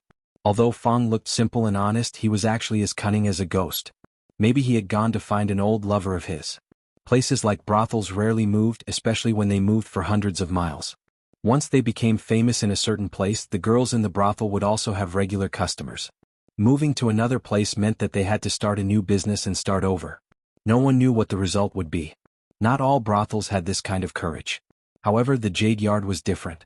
If we didn't meet in the Jade Yard, we would meet under the moon on the Yaotai. When these 2 lines spread throughout the Jing kingdom along with the goddess of Luo Shui, a brothel called the Jade Yard in Qing and Prefecture frequently appeared in people's ears. The brothel was a place where talented scholars would hang around. If there was anything more famous than a classic poem that everyone would fight to sing, it would be a dozen or so. When the Jadeite courtyard became famous throughout the Jing kingdom, the madam of the Jadeite courtyard decisively formulated a 3-year plan. Within 3 years, the Jadeite courtyard would become one of the most famous buildings in the capital. This was the dream that she had when she was still a receptionist. One day, she would let those so-called top courtesans who looked down on her see that her abilities were not only in bed. In addition to other regular services and facilities, there was also a spacious and bright room in the building. The room was pasted with the portrait of the goddess of Luo Shui, including but not limited to the Luo Shenfu Qing Ping Diao, and other poems praising the goddess of Luo Shui, which had long been circulated among scholars for people to admire. Of course, the brothel keeper tried so hard to buy the original poem manuscript from Zheng Zimo. Even if she offered a sky-high price, Zheng Zimo didn't agree. She could only settle for the next best thing. She took out the manuscript and made a copy. Even so, the price she paid made her heart ache. Because of this, the brothel keeper didn't mutter about the heartless goddess behind her back. Speaking of which, it was strange. Ever since those things were posted, every day, there would be some strange people standing in front of those copies. They would look at them for the whole day. They didn't eat, didn't drink, and didn't let the girls accompany them. Although these people seriously disrupted the order of the brothel, they were generous. Even if she offered a price of 10 taels of silver, they would just casually throw the money bag away and not even look at her. It was as if their eyes were grown on the wall. Over time, the brothel keeper let them be. As long as they paid, they could look at it for as long as they wanted. Who is the goddess of Luo Shui? Ever since Li Xian stepped into the Jadeite courtyard, he had heard this name no less than 10 times in the short 15 minutes. He asked in confusion, since when did the Jadeite courtyard have a goddess of Luo Shui? When the title of goddess of Luo Shui was first attached to Zheng Zimo, Li Xian was no longer in Qingyan Prefecture. Later, although her fame had spread to the capital, it couldn't compare to the influence in Qingyan Prefecture. Therefore, this was the first time Li Xian had heard of the name of goddess of Luo Shui. The young man opposite him asked with some surprise, Brother, you seem to be quite familiar with the jadeite courtyard, but why don't you know of the goddess of Luo Shui? No. Li Xian shook his head and said, What goddess of Luo Shui? Could it be the new top girl of the jadeite courtyard? Where is Lady Zumo? When Li Xian said the second half of the sentence, he looked at Li Yi. Redeemed her, Li Yi said casually. What? Li Xian was shocked. He even stood up from his seat and said, Who redeemed her? You redeemed her? Did your wife agree? Your second daughter agreed? No, I didn't see her in your house. Could it be that you secretly redeemed her and raised her in Qing and prefecture? That's not right. Didn't your family go back once some time ago? I don't think you have the guts. The young man opposite him was slightly stunned. He thought that it was strange that the person opposite him knew Lady Zumo but didn't know she was the goddess of Luo Shui. He was even more confused about what he had just said. Li Yi buried his head in his food and occasionally glanced at the young woman's dance on the stage. At this time, ignoring Li Xian was the right choice. Seeing that Li Yi didn't say a word and looked sad, Li Xian seemed to think of something. He sighed and said, When we were in Qing and prefecture, I said that you should have made a move earlier. It's not easy for a woman to talk about this kind of thing. Moreover, Lady Zumo looks weak but she is actually very strong-willed. Now, someone else has made the first move. It's too late to regret. She redeemed herself. Li Yi finally couldn't stand it anymore. He put down his chopsticks and explained. Ah, redeemed herself? The expression on Li Xian's face was stunned. He had the preconceived idea that the woman in the brothel must have been redeemed and taken back as a house. He was still feeling sorry for Li Yi. When he suddenly heard this sentence, he swallowed all the comforting words he wanted to say. The young man next to him showed a little surprise. He had been in the capital city for several months and had heard the name of the goddess of Luo Shui many times. However, although this jade courtyard was famous because of the goddess of Luo Shui, no one had ever seen the legendary woman. Listening to the words of the two noble young men in front of him, they seemed to know her and had a close relationship with her. When Li Xian was about to ask for more details, a girl in front of him who was carrying the dishes accidentally tripped and the tray in her hand fell out of her hand. Then there was a sound of dishes breaking. One of the guests was unexpectedly hit on the head by a dish, and his whole body was drenched with juice. He looked very embarrassed. Even the young man sitting opposite them was stained with some vegetable juice. Little Red, you damn girl. Can't you watch where you are going? Quickly apologized to the guest. A brothel steward immediately walked over and scolded loudly. Damn it, you're courting death. The unfortunate man was stunned for a moment. Then he realized what had happened and immediately jumped up from his seat. He didn't care about the steward's words just now. He looked at the girl who was standing there at a loss and scolded angrily. Then he slapped her face hard. A trace of fear flashed across the girl's face, but she didn't avoid it. She just closed her eyes tightly. In the end, the man's slap didn't fall on the girl's face. A young man grabbed his wrist. No matter how hard he tried, he couldn't slap her. Chapter 443. The young man looked at the enraged man and said with a smile, This lady did not mean it. Why do you have to make things difficult for a lady? I like it. It's none of your business. After being stopped, the man's anger did not subside. Instead, he became even more furious.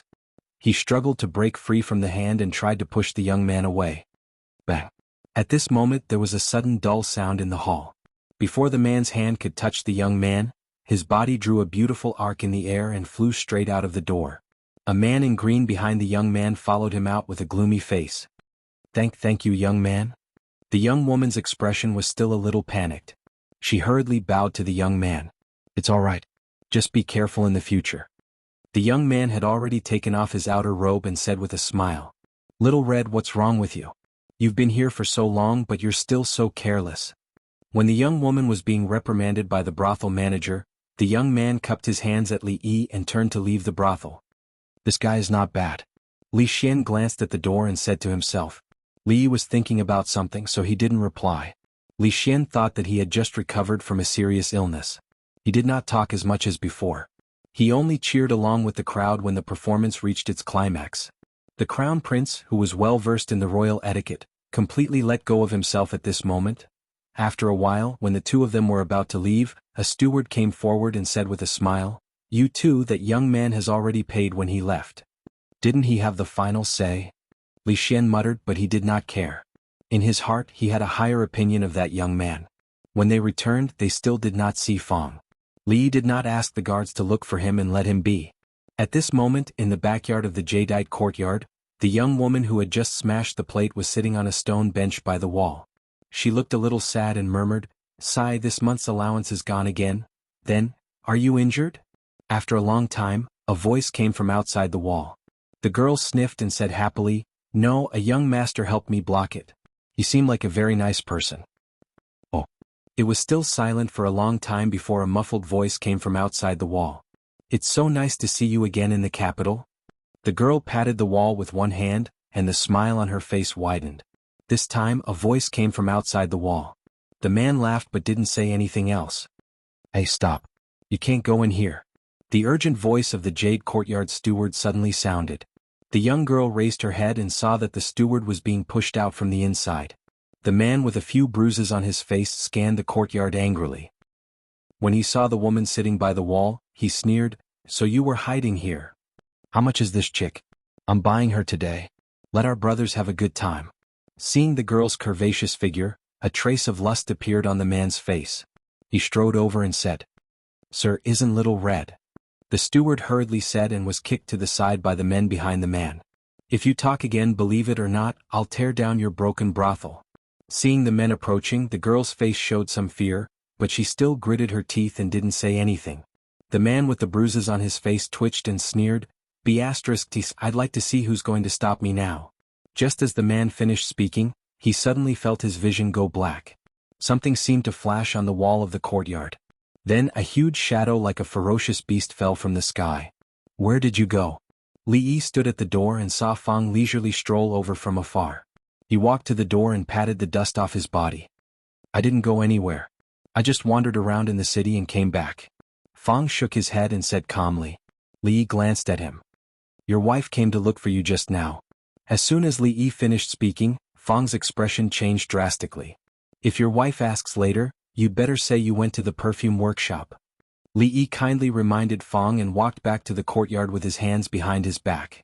He felt that he needed to discuss with second granduncle how to solve his headache after sleeping for so long. Fang stood in the courtyard and stretched out his sleeve to smell it. He nodded in agreement. He didn't know the background of the workers in the capital city, so he was a little worried. It was better to keep an eye on them. The morning court session was not early. The emperor was benevolent and considerate of his subjects. He postponed the morning court session to about 8 o'clock in the morning.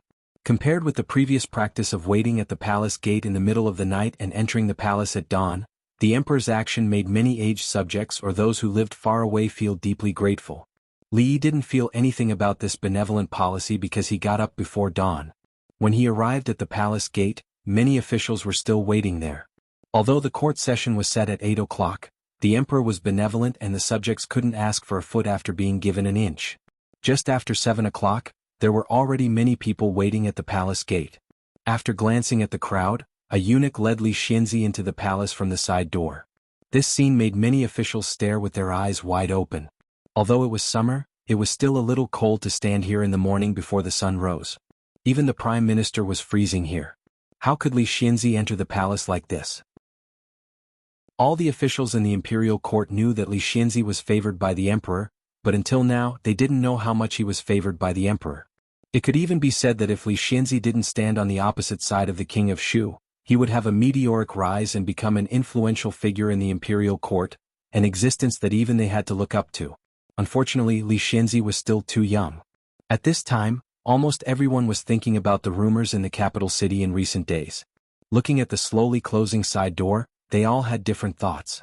Although Li Mingzi, the assistant minister of the Ministry of Personnel, looked calm, there was an unconcealable worry in the depths of his eyes.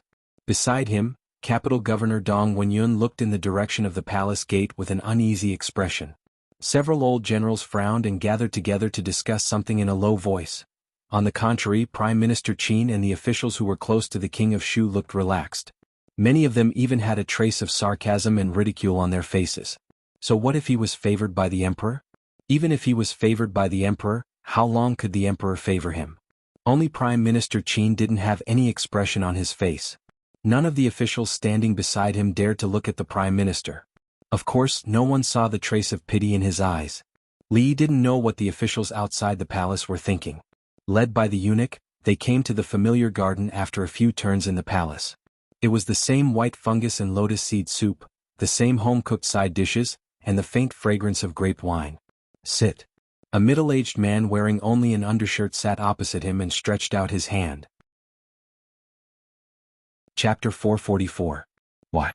Is today's food not to your liking? Beside the stone table in the pavilion, Jing Emperor was eating to his heart's content. At a certain moment, he looked up at Li Yi and saw him carefully chewing a mouthful of lotus seed soup for a long time. He asked, "Your Majesty has misunderstood." Li Yi put down his chopsticks and said, "It's just that I have been seriously ill these days and have not recovered yet. My appetite is not good." Jing Emperor nodded and said, "I heard from the imperial physician that you are overly worried. You might as well tell me what you are worried about.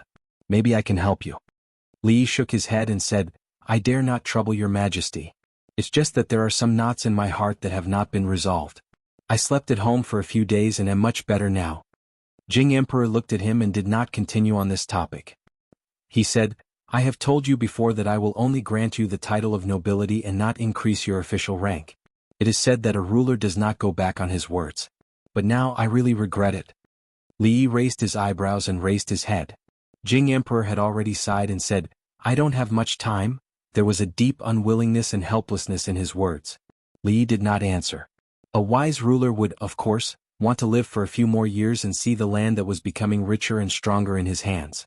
However, there were some things that he couldn't escape even if he was a ruler who received orders from the heavens. A few days ago, the left assistant minister of the Ministry of War resigned. "I want you to take over this position. What do you think?"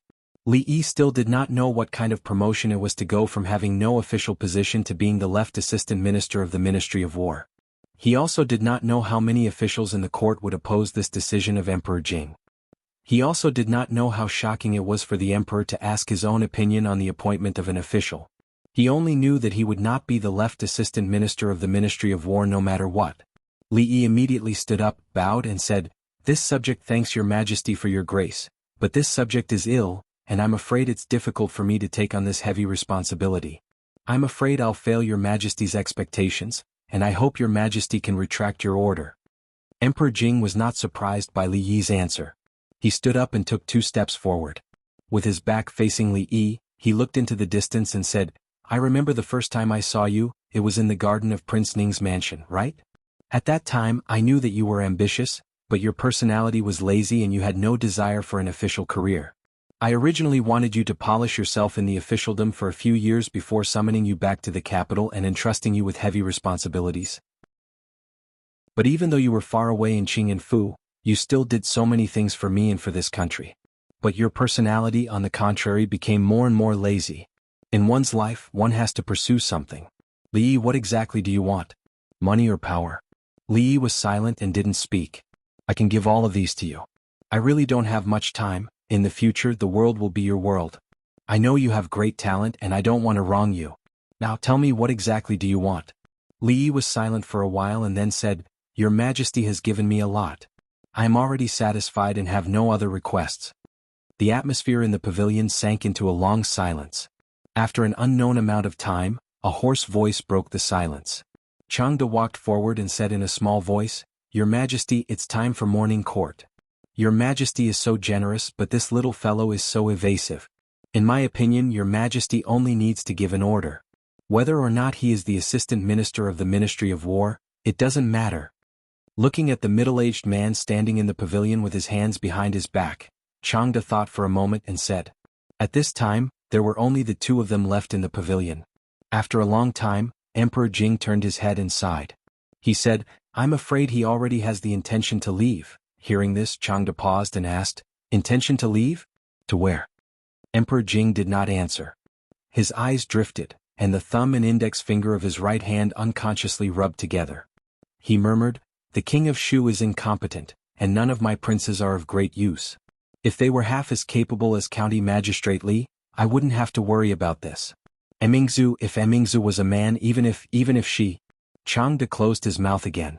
The weather today was gloomy, and the sky above their heads was covered with thick black clouds. It was likely that there would be a heavy rain. After Li Yi walked out of the garden, of course, he could not hear the conversation in the pavilion. He was thinking about something. When he passed by a palace, a figure suddenly flashed out from the corner of the wall. Princess Xianxia pounced on him like a little tiger. She hugged his waist and said angrily, "Liar, big liar. Didn't you say you would treat me to a meal?" Li Yi pressed her little head and finally made her let go. He said, "Lead the way to the meal." The proud Lolita was stunned for a moment, and then a smile immediately appeared on her little face. "Wait a minute, I'll go call my sister." She asked Li Yi to wait here and ran to the morning dew hall while shouting, "Our brother Shen is also here." Not long after, Li Xian, who was supposed to follow the officials to court, was discovered by the sharp-eyed Princess Xianxia. She dragged him out of the crowd. The censor's eyes almost popped out. The officials spitting and farting on the way to court would be recorded in a small notebook by them, but for Princess Xianxia's serious violation of the rules, he could only watch. No, he turned his head after a glance. Anyway, he couldn't do anything about it. What the eye doesn't see, the heart doesn't grieve, lest he got angry. Li Xian occasionally went to court, but he only played the role of a bystander. Just as he was worrying about how to pass the difficult morning court time, Princess Xianxia undoubtedly gave him a way out. No matter how you looked at it, sitting in a cool room with 8 dishes and a soup in front of you was very appetizing. No matter how you looked at it, it was much better than leaning against a pillar in the court and dozing off, right? Gulp.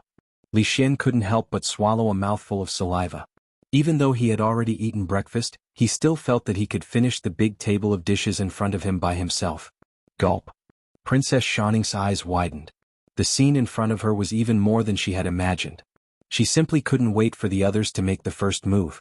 She picked up a piece of pork rib and started gnawing on it. The supervisor of the catering department was really crying. With tears in his eyes, he looked at the 4 people who almost wiped out all the precious ingredients. He couldn't afford to offend any of them. He was extremely suspicious of what he had done in his previous life. Today, is it some special day? Li Xian's chopsticks flew like lightning. His mouth didn't stay idle either. He looked at Li Yi while eating and asked, "You guys eat." "You guys eat, I've already eaten just now." Li Yi washed his hands, said to them and walked straight out. The proud Lolita's cheeks were puffed up and she couldn't help but nod. Right now food was everything. It couldn't be better that no one was fighting with her. Li Emmingza looked up, and a trace of doubt appeared in her eyes. She put down her chopsticks and stood up to follow.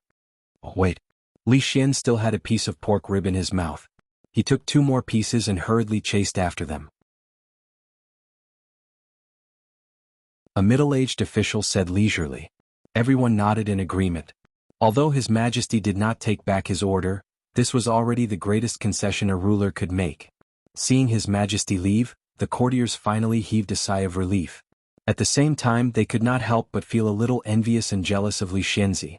The assistant minister of the Ministry of War was an important position, and the emperor actually wanted to directly promote him. If other people's favor was like rain and dew, his could probably be described as a torrential downpour. Naturally, there were also many people who were curious. What exactly did the legendary Li Xianxi have that attracted His Majesty and made His Majesty pay so much attention to him? A person who was frightened and fell ill because of a few words from the king of Shu must be timid. How capable could he be? It had to be said that Li Xianxi had appeared too frequently in their eyes recently. When the officials walked out of the hall, more than half of them were talking about him. Of course, some people were secretly delighted. The matter of the 2 cities of the Qi kingdom had been settled, so the court was dismissed so early today. Except for the family of generals, the courtiers seemed to be in a one-sided state about the matter of Li Xianxi, so there was nothing to discuss. If there was nothing important, the court should be dismissed so early in the next few days, right? It was really a happy thing to be able to go back and have a meal earlier. On the stone steps of a palace somewhere, a little girl was sitting there with a doll in her arms and her eyes were fixed in a certain direction. The patrolling guards in the palace came and went. Occasionally eunuchs and palace maids passed by, but none of them could make her eyes waver. After an unknown amount of time, at a certain moment, when a familiar figure appeared in her line of sight, her eyes suddenly lit up. She stood up from the stone steps and jogged into the distance. "Your Highness, the King of Shu." The King of Shu's face was a little gloomy. He ignored the guards who saluted him.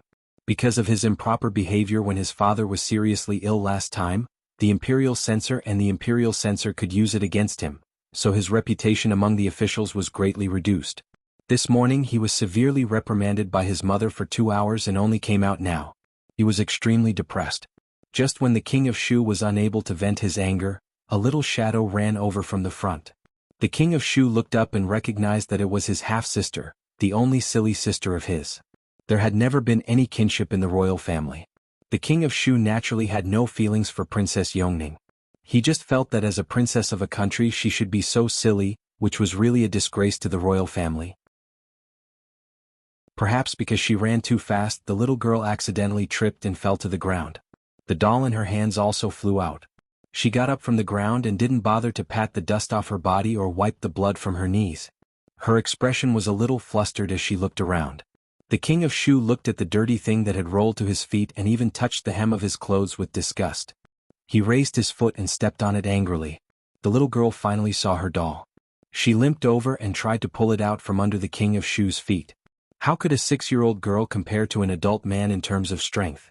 When she realized that she couldn't pull the doll out, she raised her head and said softly, return it to me." It was said that Li Yi was very fond of this Princess Yongning. Therefore, when the king of Shu looked down, the disgust on his face deepened even though the little girl was pretty. The king of Shu looked coldly at the little girl who was begging on the ground. The vexation in his heart actually lessened a little. A cold smile appeared on his face. At some point he finally released his foot. However, before the little girl could take the doll away, he kicked it harshly into the lotus pond at the side. When the 2 eunuchs behind the king of Shu saw this scene, their facial muscles twitched involuntarily. They thought to themselves, as an adult prince, how could he treat a little girl like this? No wonder His Majesty refused to pass the throne to him. His Majesty is wise. Of course, these words could only be thought in their hearts.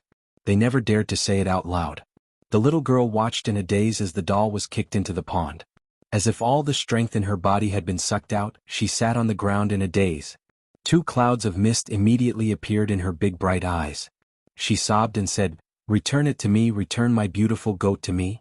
Li Yi, who was walking over quickly, suddenly stopped. In that instant, there seemed to be countless roars of thunder in his mind. At the same time, in the distant main hall, hundreds of officials walked out one after another. In the sky above their heads, a circle of gold gradually appeared at the edge of the thick dark clouds. A ray of golden light shone through the dark clouds, followed by 10 rays, 100 rays, 1,000 rays, 10,000 rays. Behind the clouds, the long-awaited sun finally appeared. Chapter 446. The king of Shu turned his head and happened to see Li Yi stop in his tracks. He saw Li Yi's face change dramatically. Li Yi's face turned pale and his body trembled slightly, looking extremely frightened. Is this the important minister that my father valued? Is this the legendary Li Xianxia who created the national treasure? Is this the person whom the old generals protected at the risk of offending the future emperor? At this moment, the king of Shu began to doubt whether there was really a king's aura. Otherwise, why would Li Yi be so frightened at the sight of him? "Li Xianxia, where are you going?" the king of Shu said lightly with a sarcastic smile on his face. Li Yi's breathing was rapid and his chest was heaving up and down. If he raised his head, the king of Shu would definitely see his bloodshot eyes. He walked up to the king of Shu and punched him hard in the face. F***CKU. Blah.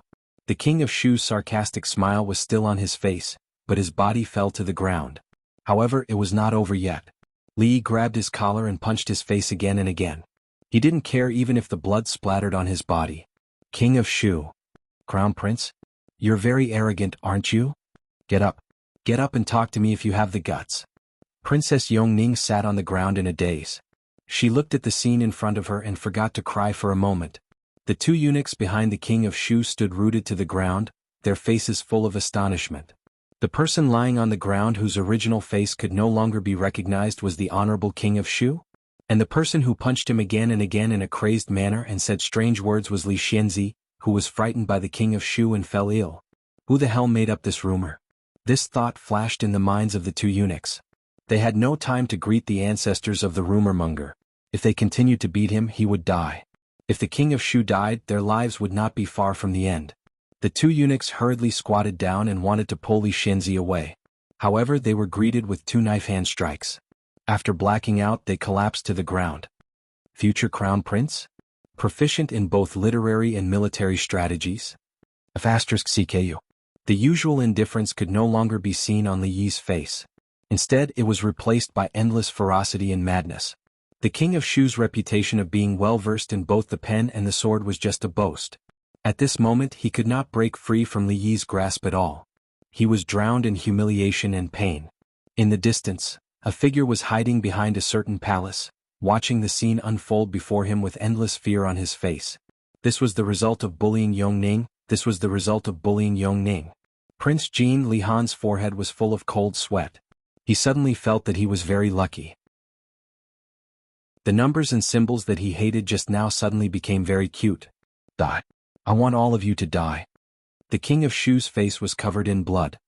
He was so enraged that his eyes were about to pop out of their sockets. He pointed a trembling finger at Li Yi and enunciated each word clearly. He had never suffered such humiliation before. If he had only wanted to suppress and humiliate Li Yi after he ascended to the throne, now he could only appease his anger by watching him die. Tilting his head to look at Princess Xianxia, Li Yi finally smiled. This was the first time he smiled from the bottom of his heart in recent days.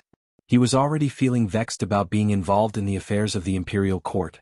Now that he had encountered this special day of the year, he felt lonely and empty. All sorts of emotions intertwined together. However, all the emotions that he had accumulated for a long time were vented the moment he heard the word beautiful sheep, and the moment his fist landed on the king of Shu's face.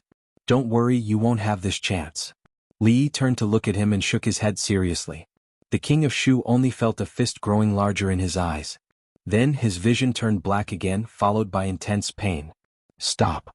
Emingzu, who followed closely behind, saw the king of Shu lying on the ground and Li Yi in a crazed state. Her expression changed drastically. She immediately reached out to grab Li Yi's shoulder. However, when Li Yi turned around and she saw his bloodshot eyes, her hand paused for a moment and she didn't touch him in the end. The ribs in Li Xian's mouth had long fallen to the ground. However, he only paused for a moment before he made up his mind. He kicked the king of Shu's butt and officially joined the fight. The inhumane screams soon attracted the attention of the court officials. When they followed the direction of the sound, they saw Li Xianzi, who they had seen in the morning, punching and kicking an unknown object lying on the ground. They were so shocked that their jaws almost dropped. In broad daylight, in front of the court officials, he dared to commit murder in the palace. He was simply lawless. Was His Majesty really muddle-headed? How could he hand over the position of Minister of War to such a person? Wait, who was the person beside Li Xianzi? It seemed to be Li Xian, the supervisor of Jianghu province, the crown prince of Ning. The figure standing at the side watching the fight also looked a little familiar. It was Princess Royal. Although the face of the unknown object lying on the ground could not be seen clearly, the clothes and body shape seemed a little familiar. A princess, a crown prince, and a lord were actually putting on such a big show in the palace. The court officials suddenly felt as if there were 10,000 horses galloping in their hearts. Such a big commotion naturally could not escape the attention of the palace guards. Before the court officials could approach, a group of guards rushed over. They were about to draw their weapons, but after Emingzi gave them a cold stare, they just surrounded the place. Several people immediately went up to pull Li Yi and Li Xian away. Although fighting in the palace was a serious crime, one was the crown prince and the other had a special status. No matter how bold the guard captain was, he did not dare to use violence against a superior of the Secret Intelligence Office. He did not know which unlucky guy had offended both of them at the same time. He was afraid that this beating would be in vain. This unlucky guy was His Highness the King of Shu. Looking at the guy lying on the ground who had fainted, the guard captain vaguely recognized a familiar face. He immediately gasped and his heart was in his throat. Oh no, this matter has become serious. Quick, summon the imperial physician. The guard captain said hurriedly, then turned around and calmly ordered, arrest Li Xianzi and Crown Prince Li Xian. Looking at His Highness, who was in a terrible state, the guard captain knew that today's matter was no longer something that he could handle. Go and report to His Majesty. The palace guards were perceptive. Although their leader's order was to capture them, they only surrounded the two of them and did not make any rude movements. Why are you so nervous? We won't run away. Li Xian clapped his hands and said, curling his lips. When the unknown object was carried by two guards and rushed to the imperial physician, the officials who had left the court finally saw his full appearance. It's His Highness the King of Shu. After seeing the object clearly, several officials immediately lost their balance and fell to the ground. The person that Li Xianzi and Crown Prince Li Xian just beat up was actually His Highness the King of Shu. Thinking of the scene just now, the people thought to themselves, if it were not for his clothes and figure, even the imperial concubine would not have recognized him just by looking at his face. What followed was a monstrous uproar. Chapter 447. Just now, that was really the king of Shu. What a scandal! What a scandal! Assaulting a prince is outrageous. He's simply out of control. A fight in the palace, and the target was a prince with a very sensitive status and identity. This was the first time since the founding of the Jing kingdom. Even during the reign of Emperor Taizu, such an atrocious incident had never happened in the palace. The officials who were close to the king of Shu were shocked and angry. All of them were filled with righteous indignation and wished they could hack Li Yi into pieces. In recent days, the king of Shu's reputation in the imperial court had declined. He had lost face in front of his majesty and even the officials. Now he didn't care about the little face he had lost. He was beaten unconscious and carried away by the guards with his face covered with blood. How could he have any face left? Even if His Highness ascended the throne in the future, this incident would never be erased from the history books. Although the other officials were not so angry, they couldn't help thinking of the rumors about Li Xianxi and the king of Shu in recent days. Li Xianxi was so frightened by a few words from the king of Shu? Was he worried that the king of Shu would settle accounts with him after he ascended the throne? Nonsense. This was a bunch of nonsense. Was he as cowardly as the rumors said when he beat the king of Shu just now? Thinking of that madness and ruthlessness, they still felt a chill in their hearts. The king of Shu would probably never forget today's shadow for the rest of his life. Li Yi couldn't hear or see the uproar of the officials and the frightened eyes of the surrounding guards. The sound around him seemed to be isolated by an invisible barrier. Because of the large amount of exercise just now, his chest was slightly heaving up and down. However, he didn't have time to wipe the sweat on his forehead. His eyes passed over the palace guards surrounding him and fell on a small figure. When he saw that silly but extremely friendly little face, Li Yi felt joy and relief that he had never felt before. He smiled again. But it was this kind and warm smile that caused the surrounding guards to feel a chill in their hearts. Did he know what was waiting for him after beating the king of Shu to such a state? How could he still smile in this situation? This Li Xianxi must be crazy.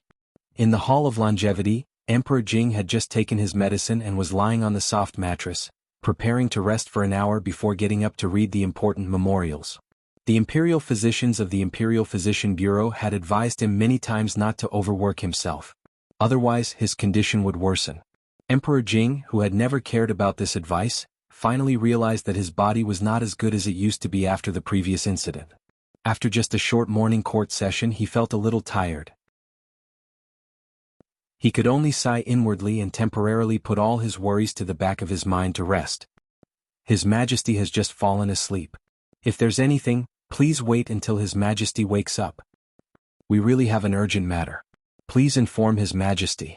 The eunuch guarding the door and the two palace guards were arguing over something. Shut up. Changda's figure had unknowingly floated to their side as he spoke coldly. Chief Steward Chang. The two guards hurriedly bowed. Changda looked at the two of them and said indifferently, "What happened? Speak." There were imperial guards in the palace, so what could happen? As long as the rebels did not invade the imperial city, nothing was more important than His Majesty's health. Seeing Chief Steward Chang speak, a guard immediately said, "Chief Steward Chang, County Magistrate Li Yi and Crown Prince Li Xian just beat up the King of Shu in the palace. The King of Shu was seriously injured and has been sent to the Imperial Physician Bureau.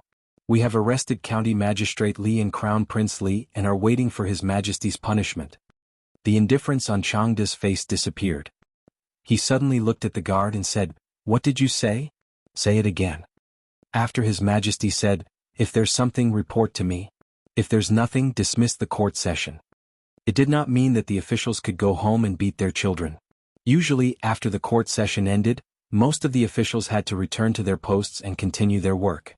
If there was nothing, they would hold a small meeting to convey the spirit of the morning court session to their subordinates and implement His Majesty's instructions.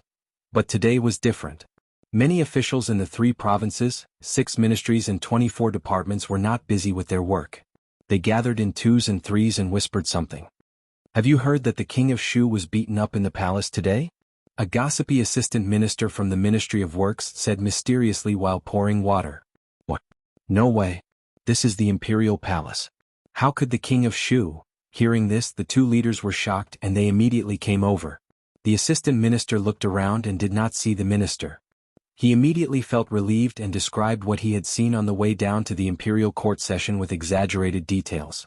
For a moment, there were endless exclamations in the duty room. The officials who were further away also stopped what they were doing and looked at the assistant minister with puzzled and curious eyes. The imperial palace was the most heavily guarded place in the country. It had been peaceful for decades, just like the surface of a calm lake. There was rarely any big news. The calmer the lake was, the bigger the ripples would be when a huge stone was thrown into it. That was because the incident happened when hundreds of officials went down to the imperial court session. The miserable condition of the king of Shu was witnessed by countless people. A layer of ripples easily became layers of ripples. Have you heard that the king of Shu was beaten up in the imperial palace? It was Li Xianxi and Crown Prince Li Xian. They even dared to beat the king of Shu. They are really audacious. You all know about the matter between the king of Shu and Li Xianxi. It seems that the king of Shu forced Li Xianxi too much and drove him crazy. What's there to be afraid of? It's said that the king of Shu would have been beaten to death today if the imperial guards hadn't discovered it in time. No. I heard that the king of Shu and Crown Prince Li Xian had a quarrel and were beaten up by them. After all, everyone knows that the king of Shu has been plotting against the Wang family for a long time. Unexpectedly, Crown Prince Li Xian intervened at the critical moment. Today they met in the imperial palace and started to fight. However, the king of Shu was not as skilled as them. I heard that he is still in the imperial physician's office and his life and death are unknown. Li Mingzi, the assistant minister of the Ministry of Personnel, stood at the door and coughed. Several officials who were whispering to each other turned around and their expressions changed. They immediately returned to their original positions and pretended to handle official business. Li Xianxi was the nephew of the assistant minister. This matter should not be mentioned here. A trace of deep worry flashed in Li Mingzi's eyes. This time, Li really made a big trouble. Not to mention him, except for the emperor, no one could intervene in this matter. This little guy has always been calm. Why is he so reckless this time? Outside the hall of diligent government, several old generals gathered together. Seeing that Li Yi and Li Xian were taken in by the imperial guards, they frowned deeply. Fighting in the palace was a serious crime, let alone beating up a prince. However, this was different from the written law. It was up to the emperor to decide whether to be beheaded by 1,000 cuts or lightly beaten with a few planks of the board. Fortunately, according to their understanding of the emperor, it was impossible to behead him. Since the emperor valued him so much, he would definitely not punish him severely. Moreover, this matter also involved Crown Prince Li Xian, so it was even more difficult to punish him. However, hundreds of officials in the imperial court were present. Under the watchful eyes of so many people, the two of them had beaten the king of Shu so miserably. It was not easy to overlook this matter. The officials of the king of Shu and the imperial censor would not let go of this opportunity. The imperial censor would not let go of this opportunity. The imperial consort was even more difficult to deal with. In short, this time he was going to suffer some hardships. This day was a very ordinary day for the commoners in the capital. The only regret was that it was cloudy in the morning. They thought that there would be a heavy rain to dispel the summer heat. Unexpectedly, it cleared up before noon. It seemed that they would not be able to cool down for the next few days.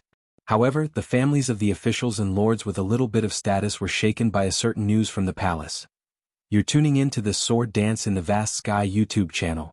Don't forget to subscribe and join us on this journey to catch the most captivating stories.